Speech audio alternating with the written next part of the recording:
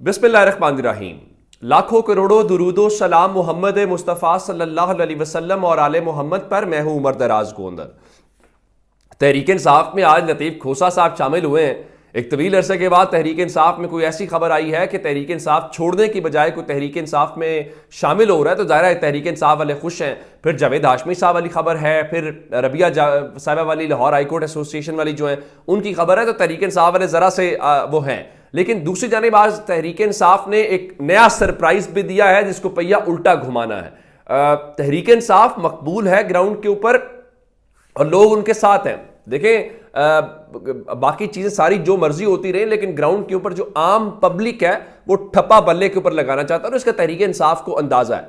अब बहुत सारे लोग तहरीक इंसाफ छोड़ के चले गए। अब इलेक्शन शेड्यूल का ऐलान हो गया है, आईपीपी में वो जीत नहीं सकते, नून लीग उनको शायद ले ना रही हो, पीपल्स पार्टी की वैसे कोई हालत नहीं है, तो वो उन्होंने जाहिरन प्रेस कॉन्फ्रेंस कर दी या तहरीक इंसाफ से उस वक्त के हालात वाकयात के तहत ला ताल्लुकी का ऐलान कर दिया।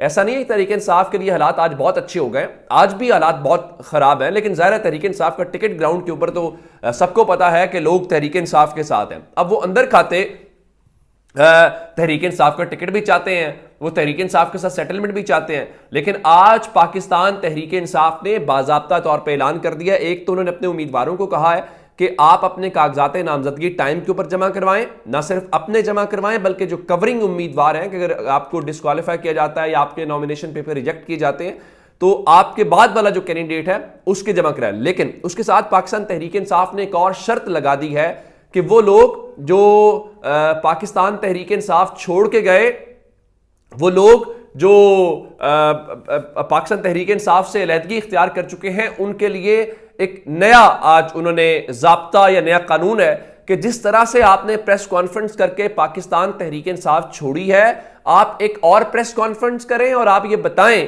कि आप पाकिस्तान तहरीक इंसाफ को ज्वाइन कर रहे हैं। और उसके बाद ये नहीं है कि आप प्रेस कॉन्फ्रेंस करेंगे तो आपको फौरी तौर पर टिकट मिल जाएगा। नहीं नहीं नहीं नहीं, वापसी के लिए फिर बाकायदा दरखास्त दें और उसके बाद इमरान खान जो है वो केस टू केस फैसला करेंगे। वो इमरान खान ने ऑलरेडी बताया हुआ है कि देखिए जनाब, ऐसा नहीं है कि हर शख्स को ही तहरीक इंसाफ में शामिल कर लिया जाएगा। बहुत सारे ऐसे लोग थे जो मजबूरी के तहत जिनको छोड़ना पड़ा, बहुत सारे लोगों को मजबूर किया गया, तो उन सबको देखा जाएगा। उनको देखने के बाद केस टू केस फैसला किया जाएगा कि और फिर एक और बात है, जिन्होंने छोड़ा मिसाल के तौर के ऊपर, अब जिस तरह से फयाजुल हसन चौहान ने इमरान खान के बारे में गंद बोला, जितना वो गंद बोल सकता था, तो उन सबको भी देखना पड़ेगा कि आया वो भी उसके अंदर शामिल है कि नहीं है। पाकिस्तान तहरीक इंसाफ जो है उन्होंने आज लतीफ़ खोसा साहब के हवाले से बाकायदा बयान जारी किया है और न सिर्फ बयान जारी किया, जो शामिल हो रहे हैं उसमें एक बात बड़ी खास है।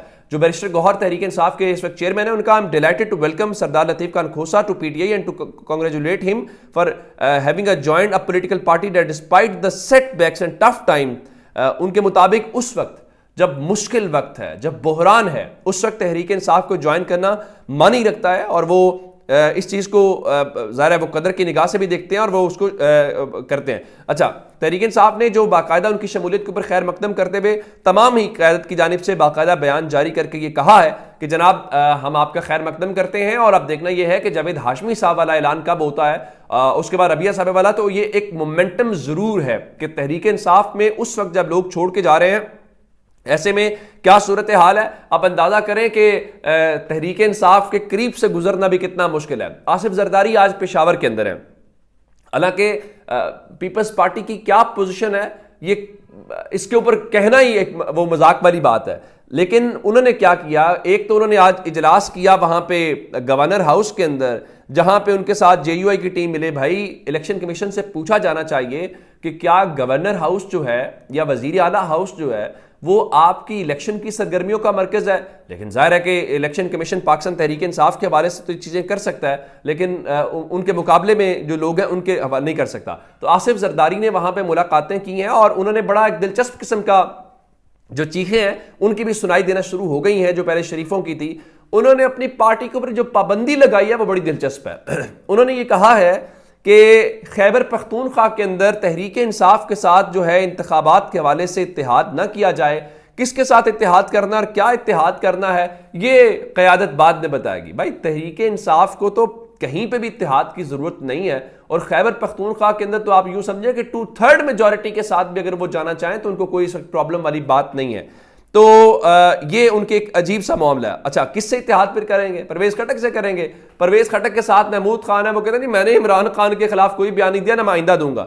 अब परवेज खटक क्या कहते हैं? कभी वो कहते हैं जी इमरान खान फलां को कुत्तों की नजर से देखते थे, कभी वो कहते हैं जी इमरान फैसले एक तरफा नहीं होते, खान साहब अपनी मर्जी कराते थे, किसी की राय नहीं लेते थे, और इमरान खान इस्टेब्लिशमेंट के साथ भी ऐसा ही करते थे। फिर वो कहते थे किसी के साथ जब आपको कोई लाए तो आप उसको आंखें दिखाएं, तो फिर वही कुछ होता है जो तहरीक इंसाफ के साथ होता है। बिल्कुल ठीक है, परवेज खटक के साथ कर लें। अच्छा, एक और जो मैंने आपको खबर आपके सामने रखनी है वो इस्लामाबाद से इस्तीफे की खबर है। और वो अब कैसे इस्तीफा आएगा, ये एक बड़ा दिलचस्प मामला होगा। आपका याद होगा सरफराज भुट्टी ने इस्तीफा दिया, फिर 2 जो मुशीर और वजीर थे वहां पे बलूचिस्तान के अंदर, उन्होंने इस्तीफा दिया और वो इस्तीफे दे के इलेक्शन लड़ना चाहते हैं। अब अगली खबर सुन लें। अब खबरें ये हैं कि जो इस वक्त चेयरमैन सेनेट सारिक संजरानी है, उनके मुतालिक बताया गया है कि वो भी चागी से इंतखाबात में हिस्सा लेने का फैसला कर चुके हैं। वो कौमी और सूबाई असम्बली दोनों पर नशिस्तों के उम्मीदवार होंगे। इस वक्त वो सेनेट के अंदर चेयरमैन हैं और सेनेट के अंदर चेयरमैन बनने के बाद जाहिर है कि उनका अब टेन्योर खत्म हो रहा है। अब क्या वो रिजाइन करेंगे और रिजाइन करके फिर जाएंगे इन 2 सीटों के ऊपर इलेक्शंस लड़ेंगे? ये एक बड़ा दिलचस्प सा पहलू है। कैसे होगा? क्या आपने मजाक बनाया हुआ है या फिर उनको भी ये यकीन दहानी कराई गई है कि आपको भी इलेक्शन लड़वाएंगे और इलेक्शन लड़ने के बाद आपको जितवाएंगे भी, और जितवाने के बाद फिर आपको लाके कोई ना कोई गवर्नमेंट के अंदर शेयर भी देंगे? ये एक बहुत ही एक दिलचस्प सा पहलू होगा। आप देखते हैं कि इसमें से क्या, क्योंकि हमने पहले ये जो चीजें देख रहे हैं इससे पहले नहीं देखी कि कोई निगरान बैठा हुआ है, कोई चेयरमैन सेनेट बैठा हुआ है, और ये सारे के सारे, अगर आप हैरान इस बात के ऊपर होंगे, ये जो सारी चीजें हो रही हैं ये ज्यादातर बलूचिस्तान के अंदर हो रही हैं। उसकी क्या वजह है, ये भी एक सवाल अपनी जगह के ऊपर होना चाहिए। अच्छा, दूसरा, इलेक्शन कमीशन जो है वो ये कह रहा है जी हम इलेक्शन के लिए तैयार हैं, और उनकी जानिब से आज बाकायदा बयान जारी किया गया है कि डिस्ट्रिक्ट रिटर्निंग ऑफिसर्स और रिटर्निंग अफसरान की ट्रेनिंग फिर से मुल्क भर में शुरू हो गई है और ट्रेनिंग 19 दिसंबर को मुकम्मल कर ली जाएगी। मजमूई तौर पर 859 रिटर्निंग अफसरान है और 144 डिस्ट्रिक्ट रिटर्निंग ऑफिसर्स हैं, उनको ट्रेनिंग दी जा रही है। ट्रेनिंग पहले भी होती है, ट्रेनिंग से क्या मसला हल होना है? ट्रेनिंग यही होनी है कि तहरीक इंसाफ के हवाले से आपने रगड़ा लगा के रखना है, मुस्लिम लीग नून को कुछ नहीं कहना। लेकिन सिर्फ सवाल यह है कि इस ट्रेनिंग से इलेक्शन की शफाफियत के ऊपर कितना काम हो रहा है। पाकिस्तान के लोग जिसको वोट देना चाहते हैं वही मुंतखब होकर आए, असल ट्रेनिंग तो वो होनी चाहिए।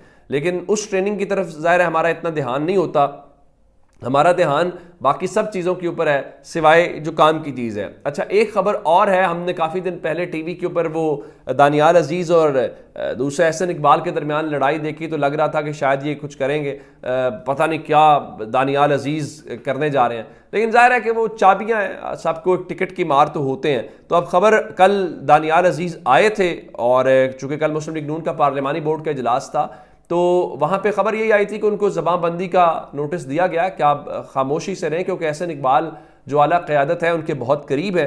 तो खबर यही है कि अब दानियाल अजीज़ ने नवाज शरीफ से माजरत कर ली है, और लेकिन नवाज शरीफ ने भी उससे दानियाल अजीज़ से शिकवा किया कि जो टीवी के ऊपर मैंने देखा है मेरी वो तवक्को नहीं थी, और एहसन इकबाल की तारीफ़ की है और यूँ बताया गया कि अब उनके मामलात तय पा गए हैं। और ये कहा गया है कि जो एहसन इकबाल का और दानियाल अजीज़ का टिकट्स का बेसिकली मामला है तो उनको पार्टी की सतह के ऊपर जो है वो रिजॉल्व किया जाएगा।